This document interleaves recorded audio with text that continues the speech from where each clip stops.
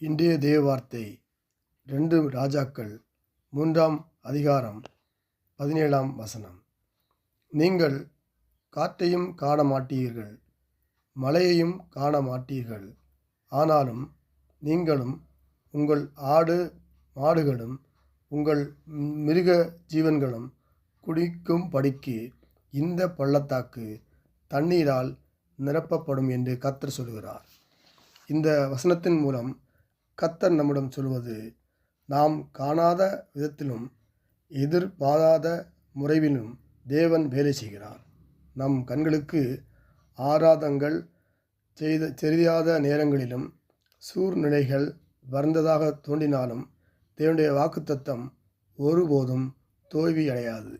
இந்த வாக்குத்தத்தம் 2 ராஜாக்கள் 3ஆம் அதிகாரத்தில் யோராம், யோசதபாத், ஏதோம் ராஜாக்கள் போதும் பொழுது தண்ணீர் இல்லாமல் தவித்தபோது எலியா தீர்க்கதரிசி மூலமாக அளித்த வாக்குறுதியாம். காற்றோ மழையோ இல்லாத போதும் இந்த பள்ளத்தாக்கை தண்ணீரால் நிரப்புவேன் என்று கர்த்தர் சொல்கிறார்.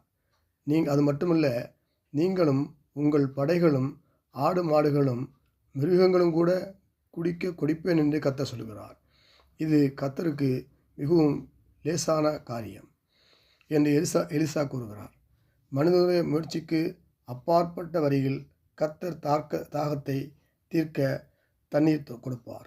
நாமும் இக்கட்டான சூழ்நிலைகளில் வழிகள் அடைக்கப்பட்டிருந்தாலும் போதும் கர்த்தர் அற்புதமாக தேவைகளை சந்திப்பார். இயேசுவின் நாமத்தில் பிதாவே, ஆமென். நல்ல ஆண்டவரை நமக்கு நன்றி செலுத்துகிறோம். ஒரு புதிய நாளுக்கான கிருபை செய்தியை நம்ம ஸ்தோத்திரிக்குவோம். சொன்ன வசனத்தின்படி ஆண்டவரே, எல்லாவற்றிலும் நன்மைகளை அனுப்புவோர் நீர் கர்த்தாவே. உடைய பிள்ளைகளை தேவையை சந்திப்போர் நீர் கர்த்தாவே.